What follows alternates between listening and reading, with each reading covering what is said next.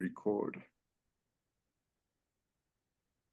Hey guys, good day and welcome to our podcast with myself, Dr. Nicholas Neaves and Leah Naidu. Thank you so much. Yes, today we are going to be talking about something that's so vital, and it can be used in every and all relationships. And that juicy little bit of information is going to be about conflict resolution. Yeah, absolutely. And the key here, guys, is just between Leah and I. You will see in this podcast the rhythm that we have. And if that's one of the major takeaways that you can have from today, I'd be very happy. The key is to be able to really be able to give yourself enough space and your partner enough space to try and meet in the middle. Yeah. So, well, I'm sure you know who we are, but if you don't, I'm Leah. I've been in radio and advertising for radio for I think it's now like 3 years, 4 years. I don't know anymore actually. And advertising for like 9 years. It's kind of what we do, it's what we love, and it's how we met. Absolutely. And the key with broadcasting like that is communication, right? And that's what I've always valued in our relationship and valued about you too. And so I'm so glad that our synergy and our dynamic is here for people to share with us today. And I've appreciated the journey that I've walked with you so far. So yeah, let's jump in. Let's jump in. So yeah, if you want to participate in the conversation, remember you can drop us a comment in the comment section below. If you have a question to ask, go ahead and pop that in as well. At some stage, we will be doing live question and answer sessions. So yeah, you can drop down your notes there, or you can pop us a message. But the first question that we're going to discuss or tackle or debate about is, what are some common causes of conflict in relationships, and how can they be addressed? So guys must understand, our ladies as well, that the pacing in a relationship is absolutely imperative. And what I mean by that is to understand where you are in the timing of your relationship. What you'll notice is when you're first dating and getting to know each other, there's not much conflict, right? Because you're trying to show off your best parts and really be seen. You're sort of auditioning, right? So we're more focused on the other person's needs, supporting them, and really showing off our best side. So we're not really in that place yet where we are going to really highlight any disagreements or sort of conflict issue, because we tend to be quite afraid of losing the other person. So that would be the dating sort of stage. And as we progress and evolve, obviously, into a more longer term relationship, then that is where these things become really, really quite key. And, once this brain switches on to the reality that we're now permanent, we're committed, we're exclusive, that's generally where things start to surface that we may have been keeping back in the dating phase around what we like and what we don't like. And some people call this the power struggle stage, where these things now start to surface, and now we start to want to rub up against each other in more of a sort of disagreeable way, conflict sort of way. So timing is important. Yeah. What are your thoughts?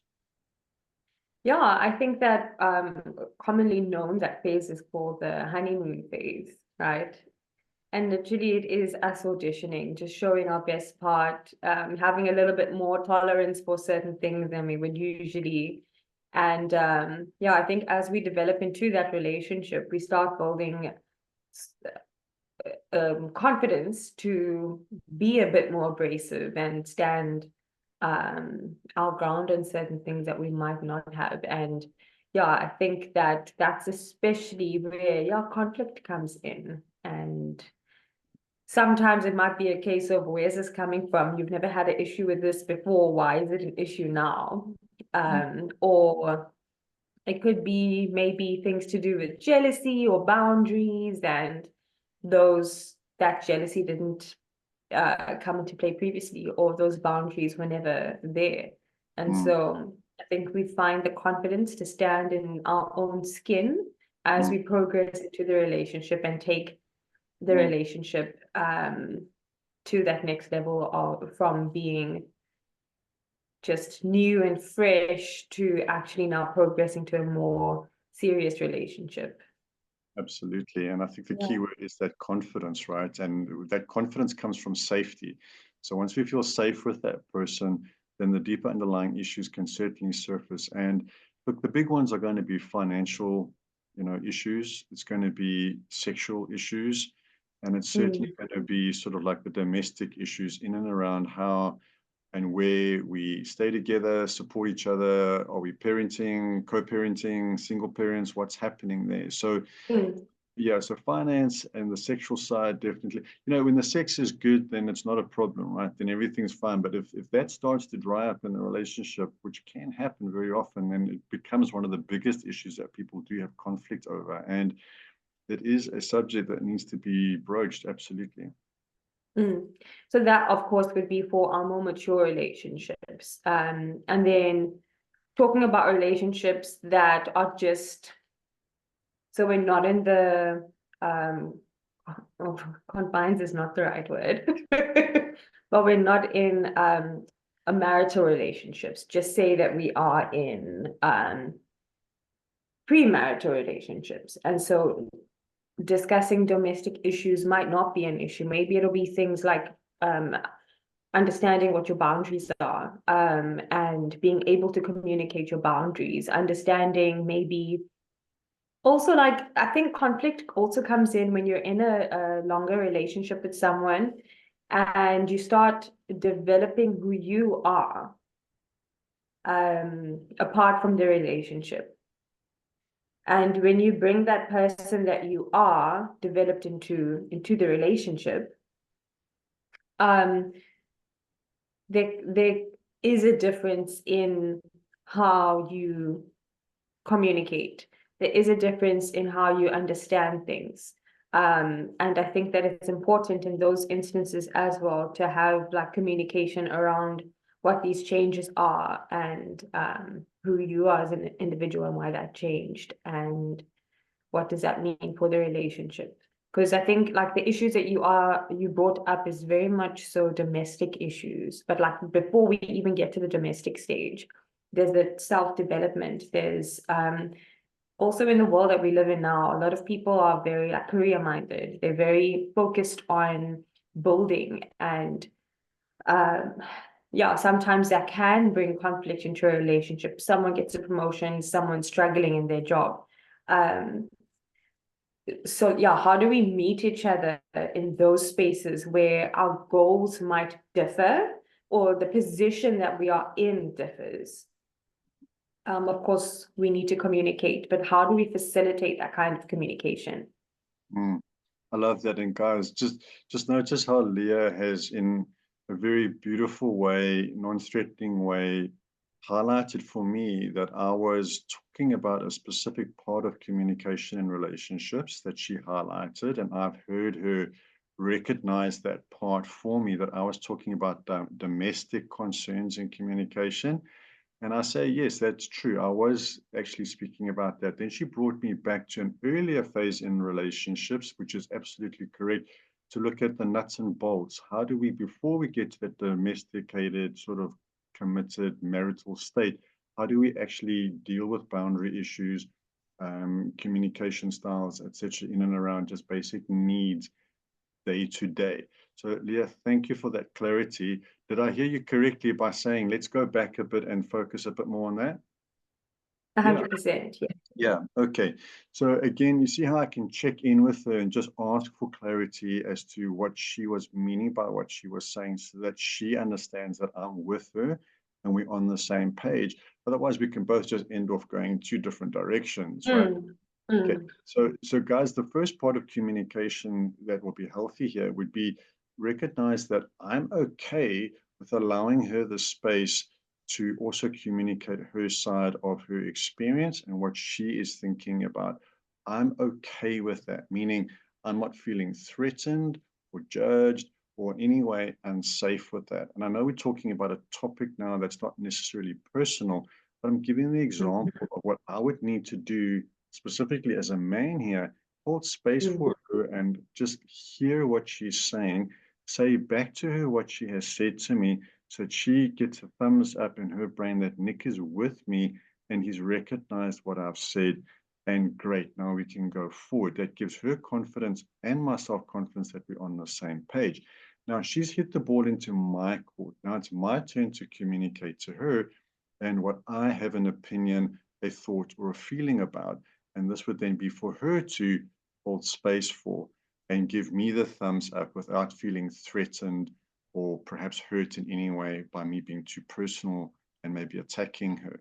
So I could say something like, would it be okay right now if we went into a bit more of how we can specifically communicate? Would that be good on your side? Yes, it would Yeah. be. Thank you. Absolutely. Okay. So also checking in with each other every step of the communicative pathway is very important as well. Like, are you doing okay? Am I okay? Are we good? Can we carry on? Also a very good way to slow things down and just make sure that your partner is with you each step of the way as well. Otherwise, we can run quite far ahead in our own stories. We're so keen to get our opinion across, get our we want to be right in a lot of our arguments, and we just want to get to that point where they say, yes, okay, you are right. You've got to slow it down and realize that it can be a bit of a dance. So, okay, in that communication of the early stages of dating, can you see, guys, it's about self-awareness. It's about the ability to be able to feel safe within yourself and recognize actually what my needs are coming into this relationship and how this person can support my needs is going to be very, very critical. Because if I can start to connect to her in terms of what my needs are, and I can openly express that, knowing that she's going to hold a safe space for me, is the start point of good communication. Self-awareness, knowing my needs. What are your thoughts on that so far? Yeah, you mentioned safety.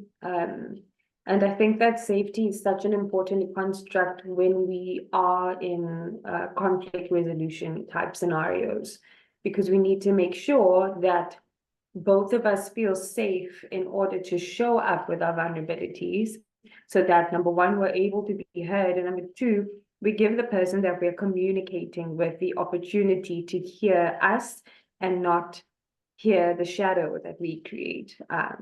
Yeah. I love that, the shadow that we create. I had a understanding of what you meant by that, but would you mind explaining that a little bit more, what you meant by the shadow? So we could be feeling insecure about our position, but instead of communicating that we're feeling insecure, we could overcompensate with confidence and play our part in the conversation down. So for example, I know all women are very much familiar with this scenario.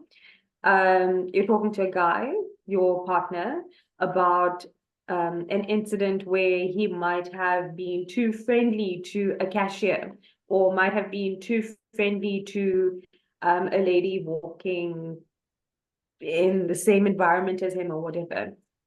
And now you're trying to communicate that he made you feel unnoticed or unseen. But instead of you saying that you felt unnoticed or unseen, you might say,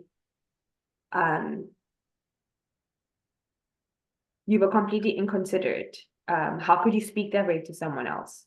So what ends up happening is he's met with our anger and frustration, and he doesn't really know the underlying root cause is actually that he made you feel insecure, unsafe about your position in the relationship, as opposed to him making you feel angry and frustrated. So what he tries to solve is the anger and frustration, and he's still left feeling insecure because we're communicating shadow, which is the anger, and not the actual root, which was the insecurity. I love that. I love that. Can you hear the self-awareness that Leah is speaking from, guys? This is the thing, is to be able to understand I'm in a moment here of perhaps being triggered. I'm experiencing a feeling of anger and maybe a bit of disgust and just frustration. Why are you looking at that other woman? And also insecurity. Like there's a fear here that's come up for me because my partner's now, his eyes are wandering a little bit there.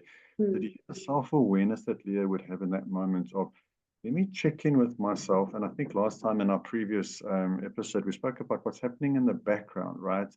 Versus what's happening in the foreground. So the foreground would be that trigger, don't do that, you're a naughty boy, mommy says you are wrong. You must do something to change because you have now hurt me.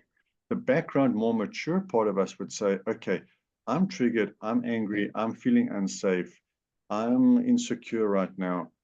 Can I speak from that place? Can I speak from that place that is my vulnerability and taking ownership? In other words, the I statement. I reacted in a way that felt angry initially, but I realized it was my feelings of insecurity when you looked at that other lady. Right now, I'm feeling a little unseen and alone. Could we do something about that? Because I'm missing you right now because I feel like your mind's somewhere else. What I need right now would be a hug and some reassurance from you by you looking at me that I'm your number one. Come here and give me a kiss and a hug. Something So like that. what if the guy responds saying that that sounds like a you problem and not a me problem? Well, but well, no, no, totally. So, but now you see, and then the problem with a lot of couples, right, is again that this thing about being right and this thing about the ego, being ego defensive. Okay, in other words, I'm allowed to look at beautiful women. Nothing wrong with that. It's not like I've gone home with her. Don't be so sensitive, right? This is your problem, not my problem. You're insecure, not me. Is that caring? Is that loving? Is that creating a beautiful, nourishing environment for both of us to be heard? Not at all. If my awareness is with you, it's like, baby, I can see that you're hurting and I've done something to upset you. I'm not judging that this is a over insecure moment for you. I'm here in relationship to care for your heart. I'm here to take care of that. And if you're feeling insecure right now, I want to hear about that. So can you see all the way? We've got to go back. What is our intent in relationship? Is it to be right and get our needs met only?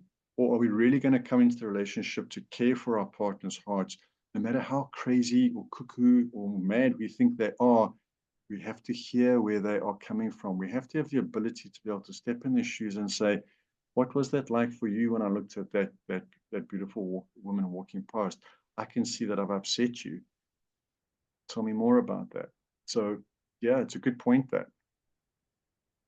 It's a key statement that you made that when it comes to conflict resolution, it's important to step out of your ego Yeah. and actually into the position of wanting. So it's not in a position of defense, it's in a position of wanting to understand your partner. And also, I think it was Jordan Peterson who actually said this previously, but when it comes to conflict resolution, he was saying that we must remember that when it comes to solving problems, it's not so much about me against you or you against me. It's more us against the problem. Love it. Absolutely. I mean, there's no more mature way. There's going to be problems, guys. What Leah's just spoken about there is such a universally unconditionally loving concept of we come together as a couple and it's us two against whatever. We are not the problems. You're not the problem. The problem is the problem, the outside issue. And a big part of a man's role in a relationship is to be able to protect his wife from the outside by making it safe for her to have her have the sense every day that they are a team and that she doesn't have to protect herself from him. She can bring all her wildness and all her moods and all her emotions. He has the capacity to hold her in that space, and he's not going to judge her for being, you know, this crazy person that he's living with. I love what you've just said there. That's a great point when it comes to conflict resolution is before we get into conflict, let's agree that the problem is outside of our relationship. What do we need to do to make the relationship safe? What steps do we both need to get to the point where we're both feeling resolved and satisfied in that problem? To the point where we both know we're on the same page again. And now we can relax because we're back together again. That must be stated before we're in a conflict situation as an agreement between the couple. Do you agree? Yeah, yes. So when we are engaging in this conversation, we've established that we need to create a safe environment. We need to step out of ego. We need to keep the goal clear, which is that the issue or the problem is outside of the relationship. But you mentioned now the man's role in a relationship is to protect his wife. That's if he's married. If he's not married and he's kind of in the dating phase or the courting phase, at which point does your girlfriend or your partner transition to being treated like your wife? And vice versa.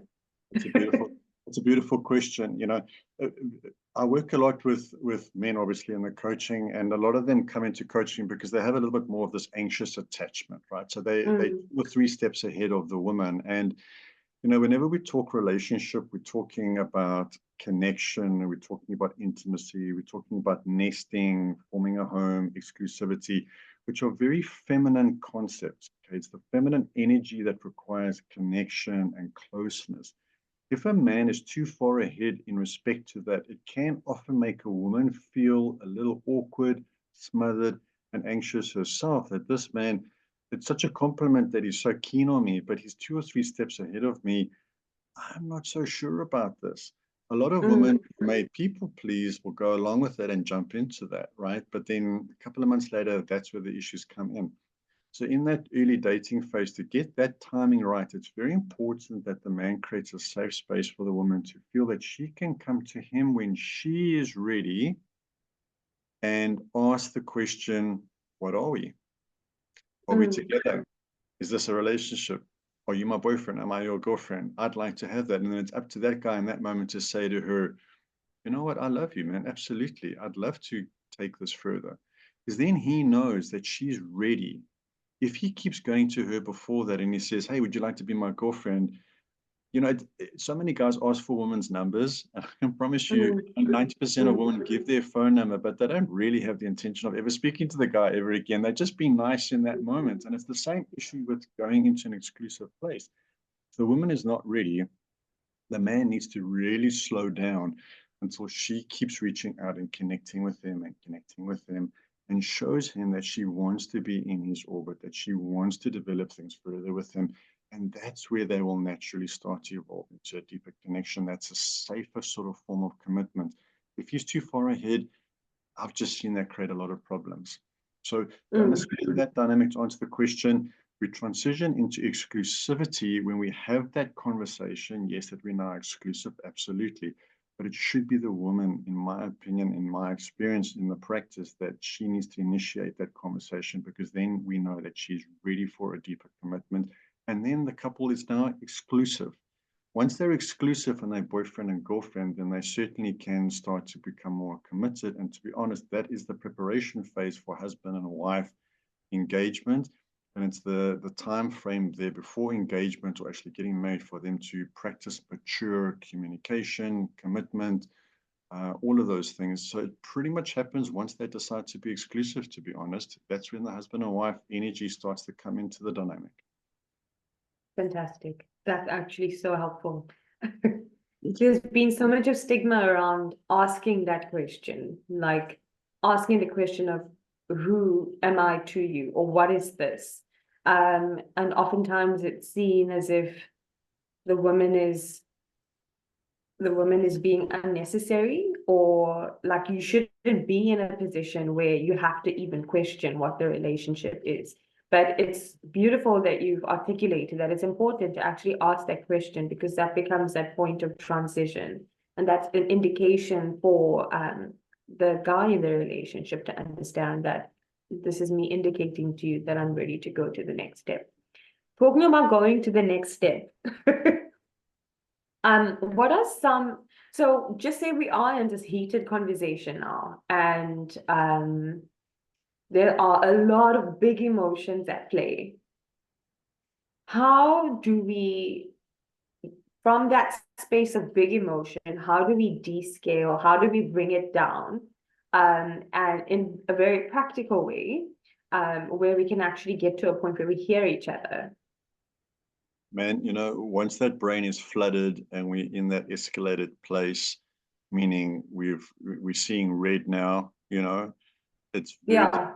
it's, you know, so in psychology, we talk about a flooded brain, and that's pretty much where we've reached a point of dysregulation within our own nervous systems because we are so emotionally amped. And, this is now the concern. The brain blood supply moves from the front part of the cortex to the back of the brainstem, where it becomes about survival and protection. So I see my partner, therefore, as the enemy. I can't reason with them. Empathy levels drop, and I cannot reason with them once I'm in that place. Okay. And this is like the typical road rage scenario. We've all been there in relationships as well. Parents have been there with their kids as well. Once you cross over, it's very difficult because now you literally become primitive. You become almost animalistic in your thinking because you've gone into the back of your brainstem. Okay. So the key again, like we were saying earlier, is the preparation before that time of self-awareness to know that I'm dysregulating, which looks like I'm getting anxious, my breathing's getting a little bit deeper, my pulse rate's going up, I'm starting to sweat, I'm starting to feel emotions like frustration, irritation, anger. It's escalating. I have the self-awareness enough to recognize that's what's happening. And if I allow that now to flood into my dynamic with my partner, I'm going to hurt her and myself. Why? Because I hurt the relationship with my high emotion. When the relationship is hurt, she will struggle to recover from that, and I will have to somehow make amends to that as well. So I have to prepare better by being emotionally aware within myself of my needs not being met to the point where I'm developing frustration, irritation, and maybe even anger, and learn to communicate earlier on so that I'm in a more centered place in my brain and I'm in a calmer place so that my partner's nervous system regulates with me, because then she will be calm too. Otherwise, if my brain pops and floods, her brain's going to pop and flood too. I can promise you right now. And unfortunately, so many families have it where the parents' brains are so flooded from stress that it becomes infectious, and it actually infects the whole family, and everyone's walking on eggshells. It's very sad that. So preparation time is key. Preparation time. Why does it become the guy's responsibility to, I was going to say regulate, I'm not sure if that's the correct term, but to regulate the woman in the relationship if it gets to a heated point and she's now in a position of hurt? So great question. It's not necessarily his responsibility in that moment. What I would say about the responsibility in his energy in that moment would be to say he would want to be able to not allow his thoughts, feelings, and opinions to dominate her thoughts, feelings, and opinions about a specific topic. Until a woman has been heard in and around her thoughts, her feelings, and her opinions about a topic first, and she's allowed to express her feelings before he jumps in with a defense or an argument or whatever thought, she will feel like she's always less than in the relationship. So it's very important that the man be regulated enough to recognize in this moment, perhaps my thoughts, feelings, and opinions are not what is that important right now. What's important is that she gets to express how she's feeling. I hold space for that.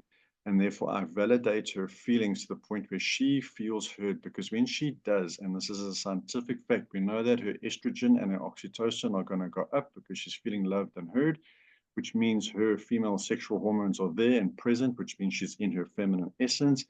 And I, as a man, have held space for that. And I've been disciplined and regulated enough to not have to let my ego run rampant and have to explain myself and have to be right, because that comes later. That comes much later for a man.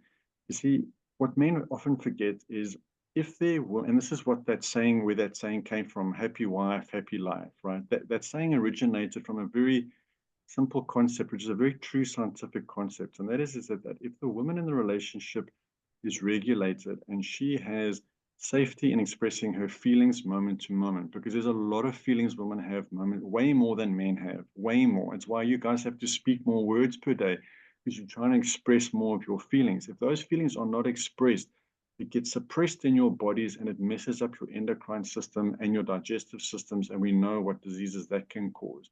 The expression of feelings is crucial day to day, moment to moment, so that he holds space, you get to feel heard. It raises your estrogen and oxytocin, which means you are feeling like you want to connect more with him physically. And what does that do? It creates the glue in the relationship, which is the love making, because now you're feeling safe emotionally.